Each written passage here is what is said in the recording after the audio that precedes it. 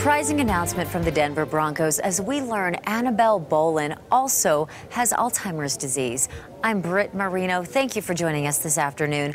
Her husband, Broncos owner Pat Bowlen, has been fighting the disease for several years. Mrs. Bowlen is in her 60s. Our Tori Mason is covering Colorado First in the newsroom for us.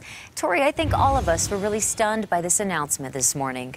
Absolutely, Britt. Annabelle's announcement comes nearly 4 years after her husband, Pat, relinquished control of the team following his diagnosis of the same disease.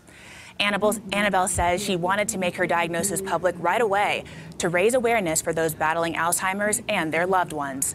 Annabelle has served as the figurehead of Broncos ownership since Pat stepped aside to focus on his health in 2014. In a statement released today, Annabelle says, "Since Pat's diagnosis, I have gained a vivid understanding of this disease's progression and its effect on those living with it as well as their families.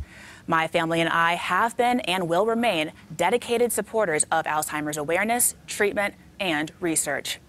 Broncos president and CEO Joe Ellis expressed his support for Annabelle, saying, "All of us at the Broncos are behind Annabelle and know she'll face this challenge with courage and determination." With June being Alzheimer's and Brain Awareness Month, Annabelle thought this was the right time to share this news about her health. She wants people to know that this can happen to anybody and there's no reason to be ashamed.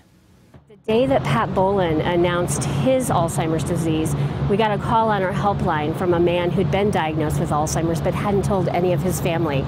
And he said to us, if a man like Pat Bowlen can have Alzheimer's and talk about it, so can I. She knew this would raise awareness. She knew this would help erase some of the stigma and hopefully alleviate some of the fear of talking about this disease.